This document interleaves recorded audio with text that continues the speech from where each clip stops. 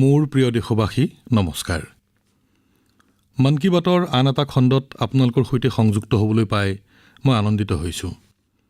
ইয়াত মাজতে নিৰ্বাচনৰ খুব ব্যস্ততা আছিল যদিও আপোনালোকৰ চিঠি আৰু বাৰ্তাৰ জৰিয়তে আমি দেশ আৰু দেশবাসীৰ সাফল্য সম্পৰ্কে ইজনে আনজনৰ সৈতে আনন্দৰ ভাগ বতৰাও কৰিছোঁ। এইবাৰ আমি দেশৰ এনে এটা মহান সাফল্যৰ কথাৰে মন কী বাত আৰম্ভ কৰিম। বন্ধুসকল, ভাৰতে সদায় দেশৰ প্ৰগতিৰ সৈতে বিজ্ঞানক জড়িত কৰি আহিছে। এই চিন্তাধাৰাৰে আমাৰ বিজ্ঞানীসকলে অসামৰিক পাৰমাণৱিক কাৰ্যসূচীক আগুৱাই লৈ গৈছে। তেওঁলোকৰ প্ৰচেষ্টাত এই কাৰ্যসূচীয়ে ৰাষ্ট্ৰ নিৰ্মাণত গুৰুত্বপূৰ্ণ অৱদান আগবঢ়াই আছে। ইয়াৰ ফলত আমাৰ ঔদ্যোগিক বিকাশ, শক্তিখণ্ড আৰু স্বাস্থ্যসেৱা খণ্ডত যথেষ্ট লাভ হৈছে। কৃষিৰ পৰা আৰম্ভ কৰি আধুনিক উদ্ভাৱনলৈকে ভাৰতৰ অসামৰিক পাৰমাণৱিক কাৰ্যসূচীয়ে যথেষ্ট সহায় কৰিছে। বন্ধুসকল, মাত্ৰ কেইদিনমান আগতে আমাৰ পাৰমাণৱিক বিজ্ঞানীসকলে আন এটা ডাঙৰ সাফল্যৰে ভাৰতক গৌৰৱান্বিত কৰিছে। তামিলনাডুৰ কলপক্কমত থকা ফাষ্ট ব্ৰিডাৰ ৰিয়েক্টৰে সুস্থিৰ অৱস্থা লাভ কৰিছে। প্ৰকৃততে ই এনে এক পৰ্যায় য'ত ৰিয়েক্টৰটোৱে প্ৰথমবাৰৰ বাবে স্বনিৰ্ভৰশীল পাৰমাণৱিক শৃংখল বিক্ৰিয়াত সফলতা লাভ কৰে। এই পৰ্যায়ৰ অৰ্থ হৈছে ৰিয়েক্টৰটো কাৰ্যক্ষম পৰ্যায়ত উপনীত হোৱা। ভাৰতৰ পাৰমাণৱিক শক্তিৰ যাত্ৰাত এয়া এক ঐতিহাসিক মাইলৰ খুঁটি। আৰু ডাঙৰ কথাটো হ'ল পাৰমাণৱিক ৰিয়েক্টৰটো সম্পূৰ্ণৰূপে থলুৱা প্ৰযুক্তিৰে নিৰ্মাণ কৰা হৈছে। বন্ধুসকল, ইয়াক কিয় ব্ৰিডাৰ ৰিয়েক্টৰ বুলি কোৱা হয়? ইয়াৰ আঁৰতো এটা কাৰণ আছে। ই এনে এক ব্যৱস্থা যি শক্তি উৎপাদনৰ লগতে ভৱিষ্যতৰ বাবে নতুন ইন্ধন নিজেই উৎপাদন কৰে। বন্ধুসকল, মোৰ ২০২৪ চনৰ মাৰ্চ মাহৰ সেই সময়খিনিৰ কথাও মনত আছে যেতিয়া মই কলপক্কমত ৰিয়েক্টৰৰ মূল লোডিং দেখিছিলোঁ। ভাৰতৰ পাৰমাণৱিক কাৰ্যসূচীত অমূল্য অৱদান আগবঢ়োৱা সকলোকে মই অভিনন্দন জনাইছোঁ। দেশবাসীৰ জীৱন উন্নত আৰু সহজ কৰি তোলাৰ বাবে তেওঁলোকৰ এই প্ৰচেষ্টা অতি প্ৰশংসনীয়। ই আমাৰ বিকশিত ভাৰতৰ সংকল্পকো এক নতুন শক্তি প্ৰদান কৰিব। প্ৰিয় দেশবাসী, আজি মন কী বাতত মই এনে এক শক্তিৰ কথা ক'ব বিচাৰোঁ যি অদৃশ্য, কিন্তু যাৰ অবিহনে আমাৰ জীৱন এক মুহূৰ্তৰ বাবেও থাকিব নোৱাৰে। এই শক্তিয়ে ভাৰতক আগুৱাই লৈ গৈছে। এয়া হ'ল আমাৰ বায়ু শক্তি। আমাৰ প্ৰাচীন গ্ৰন্থসমূহত কোৱা হৈছে, বায়ুৰ্ব ইতি ব্যস্তিতঃ বায়ুৰ্বে সমষ্টি, অৰ্থাৎ বায়ু কেৱল এটা উপাদান নহয়, ই জীৱনৰ শক্তি, ই হৈছে সমষ্টিৰ শক্তি। বন্ধুসকল, আজি এই বায়ু শক্তিয়ে ভাৰতৰ উন্নয়নৰ এক নতুন কাহিনী লিখিছে। ভাৰতে শেহতীয়াকৈ বায়ু শক্তিৰ ক্ষেত্ৰত এক গুৰুত্বপূৰ্ণ সফলতা লাভ কৰিছে। এতিয়া ভাৰতৰ বায়ু শক্তি উৎপাদন ক্ষমতা ৫৬ গিগাৱাট অতিক্ৰম কৰিছে। যোৱা এটা বছৰতে প্ৰায় ৬ গিগাৱাট নতুন ক্ষমতা যোগ হৈছে। ভাৰত বায়ু শক্তিৰ ক্ষেত্ৰত দ্ৰুতগতিত আগবাঢ়িছে আৰু বিশ্বয়ো আমাৰ ফালে চাই আছে। বন্ধুসকল, আজি ভাৰত বায়ু শক্তি সক্ষমতাৰ ক্ষেত্ৰত বিশ্বৰ ভিতৰত ৪ৰ্থ স্থানত আছে। এয়া আমাৰ অভিযন্তাসকলৰ পৰিশ্ৰম, এয়া আমাৰ যুৱক যুৱতীসকলৰ পৰিশ্ৰম, এয়া দেশবাসীসকলৰ সামূহিক ইচ্ছাশক্তিৰ প্ৰতীক। বন্ধুসকল, গুজৰাট, তামিলনাডু, মহাৰাষ্ট্ৰ, মধ্যপ্ৰদেশ, ৰাজস্থান আৰু দেশৰ অনেক ৰাজ্যই এই ক্ষেত্ৰত বিশেষ সাফল্য অৰ্জন কৰিছে। গুজৰাটৰ কচ্ছ, পাটন, বানচকান্থাৰ দৰে অঞ্চল য'ত আগতে কেৱল মৰুভূমিহে দেখা গৈছিল, তাত আজি বৃহৎ নৱীকৰণযোগ্য শক্তি উদ্যান নিৰ্মাণ কৰি থকা হৈছে। যুৱ প্ৰজন্মই ইয়াৰ সুবিধা লাভ কৰিছে, নতুন সুযোগৰ সৃষ্টি হৈছে, নতুন ধৰণৰ দক্ষতাৰ বিকাশ হৈছে, নিযুক্তিৰ নতুন পথ মুকলি হৈছে। বন্ধুসকল, ভাৰতৰ উন্নয়নৰ বাবে সৌৰ আৰু বায়ু শক্তি প্ৰয়োজনীয়। এয়া কেৱল পাৰিপাৰ্শ্বিকতাৰ কথা নহয়, ই আমাৰ ভৱিষ্যতৰ সুৰক্ষা। ইয়াত আমাৰ সকলোৰে ভূমিকা আছে। আমি বিদ্যুৎ ৰাহি কৰিব লাগিব, আমি পৰিষ্কাৰ শক্তি গ্ৰহণ কৰিব লাগিব। দেশৰ প্ৰতিটো স্তৰতে এনে প্ৰচেষ্টাৰ প্ৰয়োজন, কাৰণ ইয়াৰ দ্বাৰাই ডাঙৰ পৰিৱৰ্তন আহিব পাৰে। বন্ধুসকল, মে' মাহৰ আৰম্ভণি এটা শুভ উপলক্ষৰে হ'বলৈ গৈ আছে। কেইদিনমানৰ ভিতৰতে আমি বুদ্ধ পূৰ্ণিমা উদযাপন কৰিম। মই সকলো দেশবাসীলৈ আগতীয়াকৈ শুভেচ্ছা জনাইছোঁ। ভগৱান গৌতম বুদ্ধৰ জীৱনৰ বাৰ্তা আজিও সমানেই প্ৰাসংগিক। তেওঁ আমাক শিকাইছে যে শান্তি আমাৰ ভিতৰৰ পৰা আৰম্ভ হয়, নিজক জয় কৰিব পৰাটো হৈছে আটাইতকৈ ডাঙৰ বিজয়। আজি বিশ্ব যি ধৰণৰ উত্তেজনা আৰু সংঘাতৰ মাজেৰে পাৰ হৈছে, এনে সময়ত বুদ্ধৰ চিন্তাধাৰা আৰু অধিক গুৰুত্বপূৰ্ণ হৈ পৰিছে। বন্ধুসকল, দক্ষিণ আমেৰিকাৰ চিলিৰ এটা সংস্থাই ভগৱান বুদ্ধৰ ধাৰণাসমূহক আগুৱাই লৈ গৈছে। লাডাখত জন্মগ্ৰহণ কৰা দ্ৰুপবন ওটজাৰ ৰিনপোছেৰ নিৰ্দেশনাত এই কাম চলি আছে। এই সংস্থাই মানুহৰ জীৱনৰ সৈতে ধ্যান আৰু সহানুভূতিৰ সংযোগ কৰিছে। কুচিগুয়াজ উপত্যকাত নিৰ্মিত স্তূপটোৱে জনসাধাৰণক প্ৰশান্তিৰ অনুভৱ কৰায়। এইটো দেখি সঁচাকৈয়ে গৌৰৱবোধ হয়। ভাৰতৰ প্ৰাচীন চিন্তাধাৰা বিশ্বৰ প্ৰেক্ষাপটলৈ আগবাঢ়িছে। দূৰ দূৰণিৰ মানুহো তেওঁলোকৰ সৈতে জড়িত হৈছে। বন্ধুসকল, বৌদ্ধ পৰম্পৰাই আমাক প্ৰকৃতিৰ সৈতে সহবাস কৰিবলৈ শিকায়। ভগৱান বুদ্ধই এজোপা গছৰ তলতে জ্ঞান লাভ কৰিছিল। প্ৰকৃতি আমাৰ জীৱনৰ এক অভিন্ন অংশ। দেশতো এনে এক প্ৰয়াস চলি আছে। কৰ্ণাটকৰ কৰ্মা বৌদ্ধ মঠ ইয়াৰ এক সুন্দৰ উদাহৰণ। প্ৰায় 100 একৰত থকা এই বৌদ্ধ মঠ এক জীৱন্ত বনক্ষেত্ৰ। এই বনভূমিত 700তকৈও অধিক স্থানীয় বৃক্ষ সংৰক্ষণ কৰা হৈছে। বন্ধুসকল, বুদ্ধৰ বাণী অতীত নহয়। ই আজিও প্ৰাসংগিক আৰু ভৱিষ্যতৰ বাবেও অতি প্ৰয়োজনীয়। বুদ্ধ পূৰ্ণিমাৰ এই উপলক্ষই প্ৰেৰণা প্ৰদান কৰে। আমি আমাৰ জীৱন শান্তি, কৰুণাৰে আৰু সন্তুলিতভাৱে আগবঢ়াই নিব লাগিব। মোৰ প্ৰিয় দেশবাসী, আপোনালোক সকলোৱে জানে, আমাৰ দেশত 23 জানুৱাৰী অৰ্থাৎ নেতাজী সুভাষৰ জয়ন্তীৰ পৰা 30 জানুৱাৰী অৰ্থাৎ গান্ধীজীৰ পুণ্যতিথিলৈকে গণতন্ত্ৰ মহোৎসৱ পালন কৰা হয়। এই মহোৎসৱৰে এক গুৰুত্বপূৰ্ণ অংগ হ'ল বিটিং ৰিট্ৰিট। আজি মই আপোনালোকৰ সৈতে বিটিং ৰিট্ৰিটৰ বিষয়ে কথা পাতিব বিচাৰিছোঁ। ইয়াৰ আঁৰত এক বিশেষ কাৰণ আছে। বন্ধুসকল, আপোনালোকে নিশ্চয় দেখিছে, এই সমাৰোহত বিভিন্ন বেণ্ডে ভিন ভিন সংগীত পৰম্পৰা প্ৰদৰ্শন কৰে। বিগত কিছু বৰ্ষত ইয়াত ভাৰতীয় সংগীতৰ সমাৱেশ বৃদ্ধি পাইছে আৰু ইয়াক দেশবাসীয়ে পচন্দ কৰিছে। এই বছৰৰ বিটিং ৰিট্ৰিট অনুষ্ঠানো আছিল মনত ৰাখিবলগীয়া। বায়ুসেনা, স্থলসেনা, নৌসেনা আৰু CRPFৰ বেণ্ডে সুন্দৰ প্ৰদৰ্শন কৰিছিল। বন্ধুসকল, মনোগ্ৰাহী সংগীতৰ লগতে আকৰ্ষণীয় বিন্যাসৰ এই কাৰ্যসূচীয়ে সকলোৰে দৃষ্টি আকৰ্ষণ কৰিছিল। বায়ুসেনা বেণ্ডে সিন্দুৰ বিন্যাস নিৰ্মাণ কৰিছিল। নৌসেনা বেণ্ডে মৎস্যযন্ত্ৰ বিন্যাসৰ সৃষ্টি কৰিছিল। সেইদৰে স্থলসেনা বেণ্ডে বন্দে মাতৰমৰ 150 বছৰ আৰু ক্ৰিকেটত ভাৰতৰ সফলতা প্ৰদৰ্শন কৰিছিল। বন্ধুসকল, বিটিং ৰিট্ৰিট হৈ যোৱাৰ পাছতেই এই সকলো কষ্ট, এই উপলব্ধি লাহে লাহে স্তিমিত হৈ গৈছিল। কিন্তু এতিয়া ইয়াক লৈ এক সুন্দৰ প্ৰয়াস কৰা হৈছে। বিটিং ৰিট্ৰিটৰ সংগীত প্ৰথমবাৰৰ বাবে ৱেভ OTTত উপলব্ধ হৈছে। আহিবলগীয়া দিনত ইয়াক অন্য প্লেটফৰ্মতো পোৱা যাব। আপুনি এয়া নিশ্চয় শুনিব। আপুনিও আপোনাৰ সামৰিক বাহিনী আৰু ইয়াৰ পৰম্পৰাক লৈ গৰ্ব অনুভৱ কৰিব। বন্ধুসকল, বিগত কিছু বৰ্ষত দেশৰ বিভিন্ন প্ৰান্তত প্ৰকৃতি সংৰক্ষণৰ বিভিন্ন কাহিনী দেখিবলৈ পোৱা গৈছে। এই কাহিনীসমূহে আমাক অনুপ্ৰেৰণা যোগায়। মই মন কী বাতৰ শ্ৰোতাসকলক এনে কিছু উদাহৰণ দিব বিচাৰিছোঁ। এইবোৰ শুনি আপোনালোক সুখী হ'ব। প্ৰথমটো কাহিনী কচ্চৰ ৰাণৰ। বৰষুণ শেষ হোৱাৰ লগে লগে ইয়াৰ পৃথিৱী জীৱন্ত হৈ পৰে। প্ৰতি বছৰে লাখ লাখ ফ্লেমিংগো ইয়ালৈ আহে। গোটেই অঞ্চলটোৱেই গোলাপী ৰঙেৰে ভৰি পৰে। সেইবাবে ইয়াক ফ্লেমিংগো চিটি বুলি কোৱা হয়। এই চৰাইবোৰে ইয়াতে বাঁহ সাজে আৰু নিজৰ পোৱালি ডাঙৰ কৰে। কচ্চৰ বাসিন্দাসকলে ইহঁতক লাখাজীকে বাৰাতী বুলি কয়। এতিয়া লাখাজীকে এই বাৰাতীসকল কচ্চৰ পৰিৱেশ সংৰক্ষণৰ বৰ সুন্দৰ প্ৰতীক হৈ পৰিছে। বন্ধুসকল, দ্বিতীয়টো কাহিনী মানুহ আৰু বন্যজীৱৰ সহাৱস্থানৰ। এই কাহিনী উত্তৰ প্ৰদেশৰ। ইয়াৰ তৰাই অঞ্চলত খেতিৰ সময়ছোৱাত গাঁৱলৈ হাতীৰ জাক আহে। ই সংঘাতৰ আশংকা বৃদ্ধি কৰে। কিন্তু এতিয়া উত্তৰ প্ৰদেশত গজমিত্ৰৰ দৰে প্ৰয়াসৰ শুভাৰম্ভ কৰা হৈছে। গাঁওবাসীয়ে দল বান্ধি হাতীৰ গতিবিধি লক্ষ্য কৰে। তেওঁলোকে সময় থাকোঁতেই সকলো লোককে সতৰ্ক কৰে। ইয়াৰ ফলত সংঘাত কম হোৱাৰ লগতে মানুহৰ মাজত বিশ্বাস বাঢ়িছে।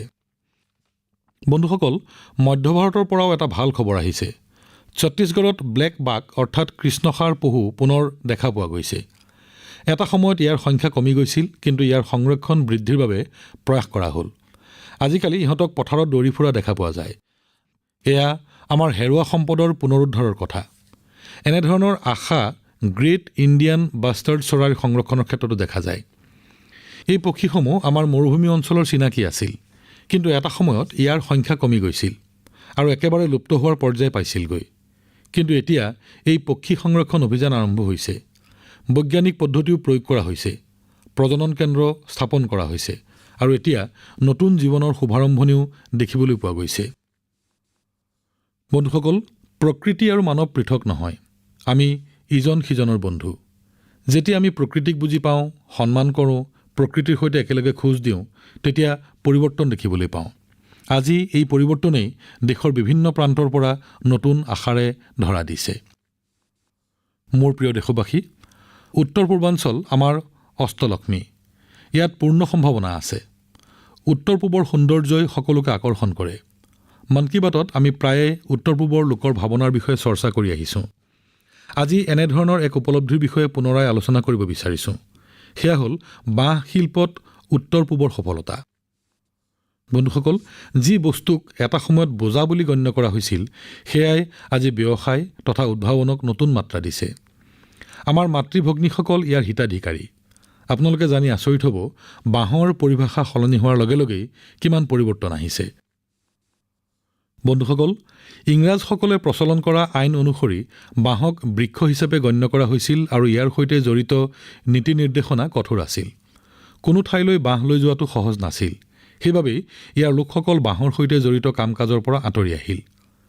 2017 চনত আইনৰ কিছু সলনি কৰি আমি বাঁহক বৃক্ষ শ্ৰেণীৰ আওতাৰ পৰা বাহিৰলৈ আনো, যাৰ ফলাফল এতিয়া সকলোৰে সন্মুখলৈ আহিছে।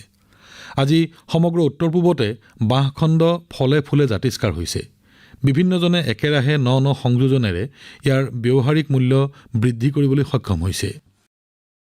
বন্ধুসকল, ত্ৰিপুৰাৰ গোমতি জিলাৰ বিজয় সূত্ৰধাৰ আৰু প্ৰদীপ চক্ৰৱৰ্তীয়ে নতুন আইনৰ সুবিধাহে গ্ৰহণ কৰিলে। তদুপৰি তেওঁলোকে নিজৰ কামত উন্নত কাৰিকৰী কৌশলো প্ৰয়োগ কৰিলে। এতিয়া তেওঁলোকে কেইবাগুণো বেছি আগতকৈ উন্নতমানৰ বাঁহ উৎপাদন কৰিবলৈ সক্ষম হ'ল। নাগালেণ্ডৰ ডিমাপুৰ আৰু ইয়াৰ আশে-পাশে বহুতো আত্মসহায়ক গোট গঢ় লৈ উঠিছে, যিবোৰে বাঁহৰ পৰা তৈয়াৰী খাদ্যত মূল্য সংযোজন কৰিছে। তাত ক্ৰলো ক্ৰিয়েটিভ ক্ৰেফ্টৰ দৰে সংগঠনো হৈছে, যি বাঁহৰ পৰা তৈয়াৰী আচবাব আৰু হস্তশিল্প নিৰ্মাণত লাগি পৰিছে। বন্ধুসকল, মিজোৰামৰ মামিত জিলাত এনেকুৱা গোট আছে যিবোৰে বাঁহৰ টিছু কালচাৰ আৰু পলি হাউচ মেনেজমেণ্টৰ ক্ষেত্ৰত কাম কৰি আছে। মই ছিক্কিমৰ গেংটকৰ ওচৰত থকা লাগাস্তাল বেম্বো এণ্টাৰপ্ৰাইজৰ বিষয়েও জানিব পাৰিছোঁ, যি বাঁহৰ পৰা হস্তশিল্প, ধূপকাঠি, আচবাব আৰু গৃহসজ্জাৰ বয়বস্তু নিৰ্মাণ কৰে। বন্ধুসকল, মই মাত্ৰ কেইটামান উদাহৰণহে দাঙি ধৰিছোঁ। দেশত বাঁহৰ ক্ষেত্ৰত লাভ কৰা সাফল্যৰ তালিকাখন দীঘলীয়া। আপোনালোকক মই উত্তৰ পূৰ্বাঞ্চলৰ বাঁহৰ বস্তু ক্ৰয় কৰিবলৈ অনুৰোধ জনাইছোঁ। আপোনালোকে এনে বস্তু উপহাৰ হিচাপেও দিব পাৰে। আপোনালোকৰ এনে প্ৰয়াসে মূৰৰ ঘাম মাটিত পেলাই বাঁহৰ বস্তু তৈয়াৰ কৰা লোকসকলক উৎসাহিত কৰিব। প্ৰিয় দেশবাসী, দ্ৰুত পৰিৱৰ্তনশীল এই যুগত কাৰিকৰী কৌশল আমাৰ জীৱনৰ আহে আহে সোমাই পৰিছে। অতীতক বৰ্তমানৰ সৈতে যুক্ত কৰাৰ ক্ষেত্ৰত হোৱা কাৰিকৰী কৌশলৰ এটি অভিনৱ প্ৰয়োগৰ বিষয়ে জানি আপোনালোকে আনন্দ পাব। বিশেষকৈ শিক্ষা আৰু ইতিহাসৰ ক্ষেত্ৰত আগ্ৰহী লোকসকল অধিক আনন্দিত হ'ব। বন্ধুসকল, ভাৰতৰ ৰাষ্ট্ৰীয় অভিলেখাগাৰ নামৰ সংস্থাটোৱে এটি বিশেষ পৰ্টেলত এটা দুৰ্লভ তথ্য ভাণ্ডাৰ মুকলি কৰি দিছে। ইয়াত 20 কোটিতকৈও অধিক ঐতিহাসিক লিখিত কাগজ-পত্ৰ ডিজিটাইজ কৰি ৰখা হৈছে। ইয়াৰে কিছুমান অতি আকৰ্ষণীয়। 7ম শতিকাৰ ভোজপত্ৰত লিখা গিলগিত পাণ্ডুলিপি, 8ম শতিকাত ৰচিত শ্ৰী ভুৱালয় নামৰ অংকৰ আধাৰত ৰচিত গ্ৰন্থ, 1857 চনত লিখা কিছুমান চিঠি য'ত ৰাণী লক্ষ্মীবাইৰ পৰাক্ৰমৰ উমান পোৱা যায়। এইবোৰ এই সংগ্ৰহটোৰ বস্তুবোৰৰ কেইটামান আকৰ্ষণীয় উদাহৰণ। নেতাজীৰ জীৱন, তেখেতৰ বক্তৃতা আৰু আজাদ হিন্দ ফৌজৰ সৈতে জড়িত বহুতো তথ্য ইয়াত আছে। বেনাৰস হিন্দু বিশ্ববিদ্যালয়ৰ প্ৰতিষ্ঠা, হিন্দী সাহিত্য সন্মিলন আদিৰ উপৰি আমাৰ সংবিধান সভাৰ সৈতে জড়িত কেইবাখনো দস্তাবেজ ইয়াত প্ৰদৰ্শন কৰা হৈছে। মই আপোনালোকক অনুৰোধ জনাইছোঁ, আপোনালোকে এই ৱেবছাইটটো চাব, www.abhilekh-patal.in, অৰ্থাৎ অভিলেখ-পটল.in। ই আপোনালোকক নিজৰ ইতিহাসৰ বিষয়ে জনাৰ অদ্ভুত অনুভূতি প্ৰদান কৰিব। বন্ধুসকল, এবাৰ কল্পনা কৰি চাওকচোন, চাৰিওকাষে বিশ্বৰ প্ৰতিভাশালী লোকসকল আৰু আপুনি গণিতৰ আটাইতকৈ কঠিন সমস্যা সমাধান কৰিব লাগে আৰু সময় দিয়া হৈছে কেৱল 4.5 ঘণ্টা। অৰ্থাৎ কম সময়তে আন্তঃৰাষ্ট্ৰীয় পৰ্যায়ৰ প্ৰতিযোগীৰ সৈতে প্ৰতিদ্বন্দ্বিতা কৰিব লাগে। এনে পৰিস্থিতিত কিংকৰ্তব্য বিমূঢ় হোৱাটো স্বাভাৱিক। পিছে এনে পৰিস্থিতিটো আমাৰ ছোৱালীহঁতে সুন্দৰ প্ৰদৰ্শন কৰি দেখুৱালে। এই মাহৰ আৰম্ভণিতে ফ্ৰান্সৰ বৰ্ডোত ইউৰোপিয়ান গাৰ্লছ মেথমেটিকেল অলিম্পিয়াড আয়োজন কৰা হৈছিল। অংকত ৰাপ থকা বিদ্যালয়ৰ ছাত্ৰীৰ বাবে ই এটা ডাঙৰ প্ৰতিযোগিতা। আমাৰ ছোৱালীহঁতে এই প্ৰতিযোগিতাত যি সুন্দৰ প্ৰদৰ্শন কৰিলে তাৰ বাবে মই দলটোক লৈ গৌৰৱান্বিত। ইয়াত আছিল মুম্বাইৰ শ্ৰেয়া মুন্ধাৰা, তিৰুৱনন্তপুৰমৰ সঞ্জনা চাকো, চেন্নাইৰ শিৱানী ভৰত কুমাৰ আৰু কলকাতাৰ শ্ৰীময়ী বেৰা। আমাৰ দলটোৱে বিশ্বৰ ভিতৰত 6ষ্ঠ স্থান লাভ কৰিলে। শ্ৰেয়াই স্বৰ্ণ পদক, সঞ্জনাই ৰূপৰ পদক আৰু শিৱানীয়ে ব্ৰঞ্জৰ পদক জয় কৰি ইতিহাস ৰচনা কৰিলে। বন্ধুসকল, ভাৰতৰ হৈ এই অলিম্পিয়াডত ভাগ লোৱা প্ৰাৰ্থীৰ বাছনি প্ৰক্ৰিয়া অতি কঠিন। ক্ষেত্ৰীয়, ৰাজ্যিক আৰু ৰাষ্ট্ৰীয় পৰ্যায়ত আয়োজিত প্ৰতিযোগিতাত বিজয়ী হ'লেহে ইয়াৰ বাবে বাছনি কৰা হয়। ইয়াৰ পাছত শ্ৰেষ্ঠ প্ৰতিযোগীসকলক এমাহৰ মেথমেটিক্স ট্ৰেইনিং কেম্প পাতি প্ৰশিক্ষণ দিয়া হয়। Tata institute of fundamental research নামৰ প্ৰতিষ্ঠানৰ Homi Bhabha centre for science এডুকেশ্যনত এই শিবিৰৰ আয়োজন কৰা হয়। শেষত বাছনি পৰীক্ষা পতা হয় আৰু ফলাফল অনুযায়ীহে দলৰ সদস্য নিৰ্ধাৰণ কৰা হয়। বন্ধুসকল, প্ৰতি বছৰে দেশৰ প্ৰায় 6 লাখ ছাত্ৰই এই অলিম্পিয়াড কাৰ্যক্ৰমত ভাগ লয়। সময়ৰ লগে লগে ই জনপ্ৰিয় হৈ উঠিছে। দেশৰ ছোৱালীহঁতৰ মাজতো ইয়াৰ জনপ্ৰিয়তা বাঢ়িছে। এই প্ৰতিভাশালী কন্যাসকলক সহযোগ কৰাৰ বাবে মই তেওঁলোকৰ পিতৃ-মাতৃৰো শলাগ লৈছোঁ। মোৰ প্ৰিয় দেশবাসী, আমাৰ দেশত বৰ্তমান এটি অতি গুৰুত্বপূৰ্ণ অভিযান চলি আছে আৰু এই বিষয়ে প্ৰত্যেক ভাৰতীয় নাগৰিকে জনাটো বাঞ্ছনীয়। এই অভিযান হৈছে বিশ্বৰ বৃহত্তৰ জনগণনা অভিযান। আগে হৈ যোৱা এই ধৰণৰ জনগণনাতকৈ এইবাৰ আমাৰ কিছু ভিন্ন অভিজ্ঞতা হ'ব। 2027 চনৰ জনগণনা ডিজিটেল প্ৰক্ৰিয়াৰে হ'ব। সংগৃহীত সকলো তথ্য ডিজিটেল মাধ্যমেৰে সংৰক্ষণ আৰু বিশ্লেষণ হ'ব। ঘৰে ঘৰে যোৱা গণনাকাৰীসকলৰ হাতত এটি মোবাইল এপ আছে। তেওঁলোকে পৰিয়াল বা ব্যক্তিৰ সৈতে প্ৰত্যক্ষভাৱে কথা পাতি সংগ্ৰহ কৰা তথ্য পোনে পোনে ডিজিটেল মাধ্যমলৈ প্ৰেৰণ কৰিব। এইবাৰৰ লোকপিয়লত আপোনালোকৰ অংশগ্ৰহণ প্ৰক্ৰিয়া সৰল কৰা হৈছে। আপুনি নিজেও আপোনাৰ তথ্য প্ৰেৰণ কৰিব পাৰিব। আপোনাৰ ওচৰলৈ গণনাকাৰী আহিব লগা দিনৰ 15 দিন পূৰ্বে আপোনাৰ বাবে এই সুবিধা মুকলি কৰা হ'ব। আপুনি আপোনাৰ সুবিধা অনুসৰি তথ্যসমূহ প্ৰেৰণ কৰিব পাৰিব। সমস্ত প্ৰক্ৰিয়াটোৰ অন্তত আপোনাক এটি বিশেষ আইডি প্ৰদান কৰা হ'ব। এই আইডি আপোনাৰ মোবাইল ফোন বা ইমেইল যোগে পঠিওৱা হ'ব। পাছত আপোনাৰ ঘৰলৈ যেতিয়া গণনাকাৰী আহিব, তেতিয়া আপুনি আইডি দেখুৱাই প্ৰক্ৰিয়াত অংশগ্ৰহণ কৰাটো প্ৰমাণ কৰিব পাৰিব। ফলস্বৰূপে আপুনি গণনাকাৰীক নতুনকৈ তথ্য যোগান নধৰিলেও হ'ব। এইদৰে প্ৰক্ৰিয়াটো সৰল হোৱাৰ লগতে সময়ো ৰাহি হয়।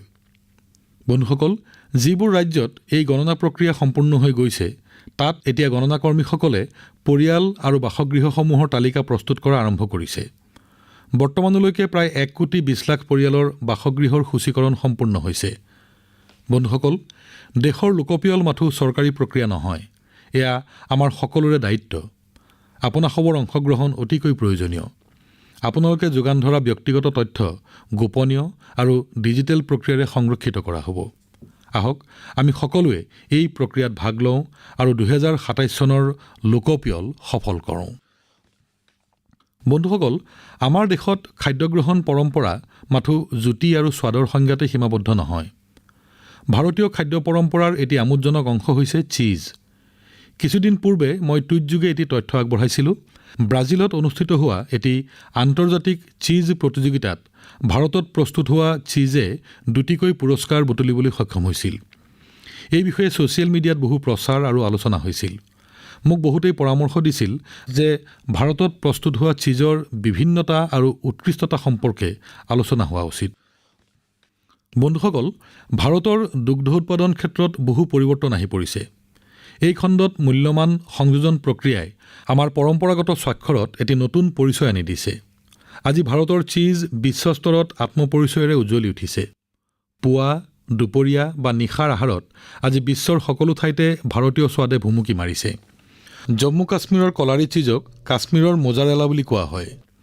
গুজ্জৰ পশুপালক সম্প্ৰদায়ৰ লোকসকলে বহু প্ৰজন্ম ধৰি এই চীজৰ উৎপাদন আৰু সেৱন কৰি আহিছে। সেইদৰে ছিক্কিম, অৰুণাচল প্ৰদেশ আৰু লাডাখৰ চুৰপি নামৰ চীজ অতিকৈ প্ৰসিদ্ধ। পৰ্বতৰ জ্যোতি আৰু কোমলতা ইয়াৰ সোৱাদত নিহিত থাকে। এই চীজৰ এটি বৈশিষ্ট্য যে ইয়াক য়াকৰ গাখীৰৰ পৰা প্ৰস্তুত কৰা হয়। বন্ধুসকল, মহাৰাষ্ট্ৰ আৰু গুজৰাটৰ টুপলি নু পনীৰক চুৰাটী চীজ বুলি আখ্যা দিয়া হয়। ইয়াৰো এক সুকীয়া পৰিচয় আছে। মই মাথো কেইবিধমান চীজৰহে নাম উল্লেখ কৰিছোঁ, কিন্তু আমাৰ দেশৰ জ্যোতি আৰু স্বাদৰ ক্ষেত্ৰখন বহু ব্যাপক। আজি এই পৰম্পৰাসমূহ নতুন শক্তিৰে বলীয়ান হৈ উঠিছে। বহু ভাৰতীয় উদ্যোগ খণ্ডই এই ক্ষেত্ৰসমূহত মূলধন বিনিয়োগ কৰিবলৈ লৈছে। নতুন প্ৰযুক্তি আৰু নতুন পেকেজিঙৰ যোগেদি আমাৰ সামগ্ৰীসমূহ বিশ্বমানৰ হৈ পৰিছে। এইবাবেই আজি ভাৰতীয় চীজে দেশৰ সীমা অতিক্ৰম কৰি বিশ্বৰ বজাৰ আৰু ৰেস্তোৰাঁত প্ৰৱেশ কৰিছে। আজি আমি লোকেলৰ পৰা গ্ল'বেল হোৱাৰ পথত। ভাৰতীয় চীজে আমাক পথ প্ৰদৰ্শন কৰিছে। মোৰ বিশ্বাস যে ভাৰতীয় স্বাদ, পৰম্পৰা আৰু গুণাগুণে বিশ্ববাসীক এটি নতুন জ্যোতিৰ অভিজ্ঞতা দিব আৰু তেওঁলোকক ভাৰতৰ সৈতে সদ্ভাৱৰ ডোলেৰে বান্ধিব। মোৰ প্ৰিয় দেশবাসী, এই মাহত আমাৰ দেশৰ বিভিন্ন প্ৰান্তত নৱবৰ্ষ আৰু অন্য উৎসৱ পাৰ্বণ পালন কৰা হৈছে। কিছুদিন পাছত 9 মে তাৰিখে আমি গুৰুদেৱ ৰবীন্দ্ৰনাথ ঠাকুৰৰ জয়ন্তী পালন কৰিম। গুৰুদেৱ আছিল বহু বিভিন্নতাৰে সমৃদ্ধ ব্যক্তিত্বৰ অধিকাৰী। তেখেত এগৰাকী মহান লেখক আৰু চিন্তাবিদ হোৱাৰ লগতে কেইবাটাও অনুষ্ঠানৰ জন্মদাতা। গুৰুদেৱে জনসাধাৰণৰ নিয়োগ আৰু গাঁওবাসীৰ কল্যাণ সাধন কৰিব পৰা উদ্যোগৰ পোষকতা কৰিছিল। তেখেতৰ ৰবীন্দ্ৰ সংগীতৰ প্ৰভাৱ আজিও বিশ্বস্তৰত সুস্পষ্ট দেখা যায়। শান্তি নিকেতন দৰ্শনৰ অভিজ্ঞতা মোৰ বাবে অবিস্মৰণীয় হৈ ৰ'ব। এই অনুষ্ঠানটি তেখেতে সমস্ত আত্মনিয়োজনেৰে গঢ়ি তুলিছিল। তেখেতলৈ মই আকৌ এবাৰ শ্ৰদ্ধা তৰ্পণ কৰিলোঁ। বন্ধুসকল, মে' মাহটিয়ে আমাক 1857 চনৰ প্ৰথম স্বাধীনতা সংগ্ৰামৰ কথা সোঁৱৰাই দিয়ে। জনতাৰ মাজত দেশাত্মবোধ জাগ্ৰত কৰা ভাৰত মাতৃৰ সমূহ বীৰ সন্তানক মই শ্ৰদ্ধা যাচিলোঁ। এই সময়খিনি বিদ্যালয়ৰ ছাত্ৰ ছাত্ৰীসকলৰ বাবে বন্ধৰ দিন। তেওঁলোকে এই বন্ধৰ সময়খিনিৰ আনন্দ উপভোগ কৰাৰ লগতে নতুন কথা শিকক, এয়াই মোৰ কামনা। গৰমৰ এই দিনবোৰত আপোনাসবো নিজ নিজ স্বাস্থ্যৰ প্ৰতি সচেতন হৈ থাকক। অহা মাহত আপোনালোকৰ সৈতে পুনৰ সাক্ষাৎ হ'ব। কিছু নতুন বিষয় আৰু দেশবাসীৰ নতুন অভিজ্ঞতাৰ কথা হ'ব। বহুত বহুত ধন্যবাদ।